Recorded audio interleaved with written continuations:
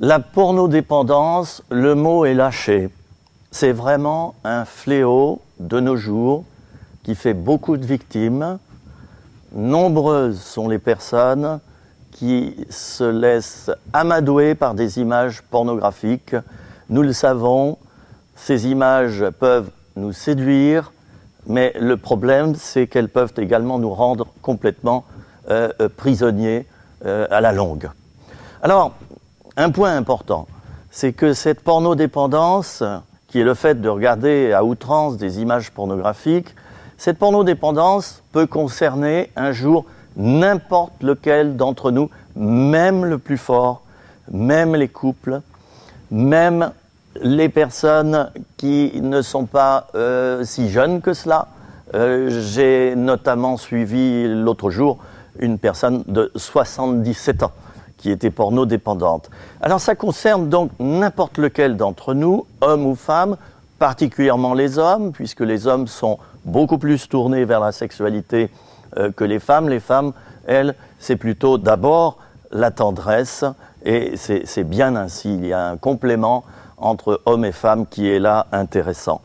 Cette pornodépendance, elle touche aussi bien les chrétiens que les non-chrétiens. Et ça, c'est important de le dire. Elle a un impact sur l'être physique, psychique, mais perturbe aussi notre être spirituel, et on le verra au fil de ces émissions sur la pornodépendance. Alors, on le sait, ce visionnement d'images pornographiques provoque d'abord le contentement et le plaisir, et bien sûr, il y a le revers de la médaille. C'est quoi? C'est la déprime, c'est la honte, c'est la culpabilité. Mais oui, parce que la pornodépendance détruit progressivement la vie intérieure du sujet.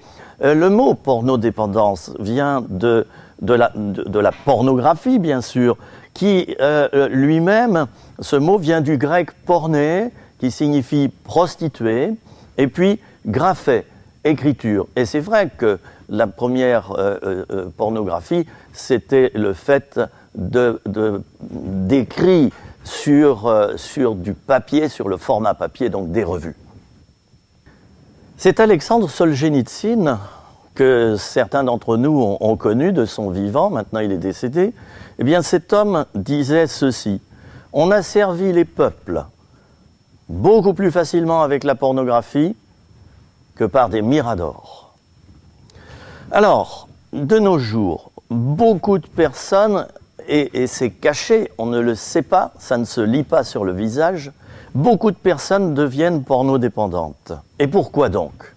Eh bien, à cause du fait que Internet, maintenant, a pénétré dans toutes les maisons, ou presque.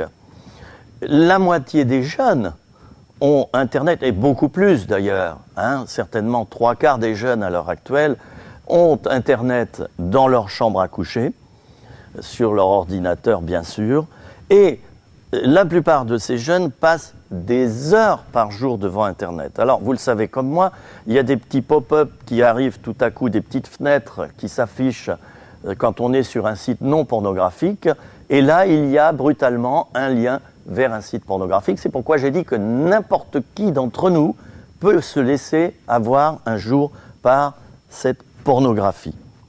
Alors, quelqu'un qui devient pornodépendant ne peut plus se passer à la longue de ces images pornographiques qui provoquent d'abord du plaisir sexuel, et puis alors on va surfer pendant des heures sur des sites pornographiques dans le but de quoi? D'avoir une brutale jouissance, d'avoir un orgasme mental rapide, telle une drogue dont on a besoin à heure fixe. C'est une véritable dépendance au même titre que l'alcool, le tabac ou la drogue.